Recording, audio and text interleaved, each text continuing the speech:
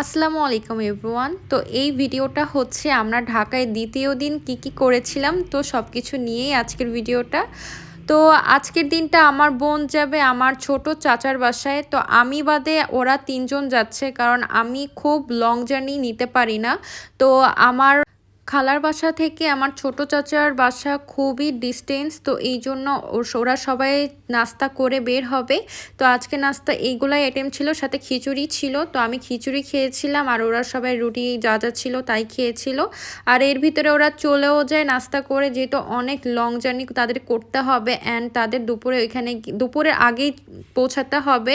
তো আমার চাচা এখানে বারবার ফোন দিচ্ছিল ওদেরকে যে ওরা কেন এখনো বের হচ্ছে না বাসা থেকে, তাই ওরা তাড়াহুড়া করে বের হয়ে যায়। আর এইদিকে তো আমি সারাদিন এখানে একা ছিলাম, তো আমি ভাবতেছিলাম যে কি করে আমার টাইমটা স্পেন্ড করব।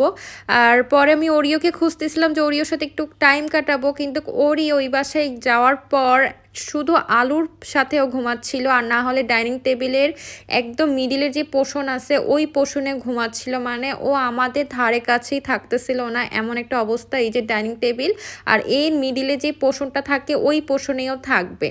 তো মোটামুটি ও ও মানে আমার কাছে তো আসবেই না, এমন একটা অবস্থা। তো ওকে ছাড়াও আমার আজকের দিনটা কাটাতে হচ্ছিল। আর এর ভিতরে দুপুরে রান্না কমপ্লিট হয়ে যায়, আর আমি এই যে দুপুরে ভাত খেতে বসে পড়ি, গোশ আর ভাত খাচ্ছিলাম। তো খালারা মূলত একটু কম ঝাল খায়, মানে আমরা যেভাবে ঝাল খাই ওই রকম ঝাল খায় না, নর্মালি যেভাবে ঝাল মানুষ খেয়ে থাকে ওইভাবেই খায়। কিন্তু আজকে খালা আমাদের জন্য অতিরিক্ত ঝাল দিয়ে দেয়, যাতে করে আমরা সুন্দর করে খেতে পারি। কিন্তু এই ঝাল আবার অনেক খেতে পারে না, তো ও রাতে এসে খেতে পারিনি তেমন একটা। তো যাই হোক, এই ঝালটা আমি খেয়ে খুব ভালো লাগতেছিল। আমি ভাবতেছিলাম যে আজকে গরুর গোশ হয়তো বা আমাকে বিনা ঝালে খাওয়া লাগবে, কিন্তু না, আমার আজকে অনেক ভালো লাগছে খেয়ে। আবার আমি যখন ওরিওকে খুঁজতে যাই তখন দেখি ও আবার আলুর সাথে ঘুমাচ্ছে। মানে ওর যে কী একটা অবস্থা ছিল ওই বাসায় যাওয়ার পর, মনে হচ্ছে যে ওর জায়গার খুব অভাব পড়ছিল, যে ও মানে থাকতে পারতেছে না আমাদের অত্যাচারে, এমন একটা অবস্থা। কিন্তু আমরা কিন্তু ওকে কোনো রকমই ডিস্টার্ব করতেছিলাম না।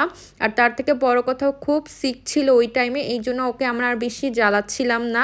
এর ভিতরে খালু একটু বাইরে গিয়েছিল, হাঁটতে যাবে এরকম বলে সে আমার বোনের জন্য এগুলা এনে দেয়।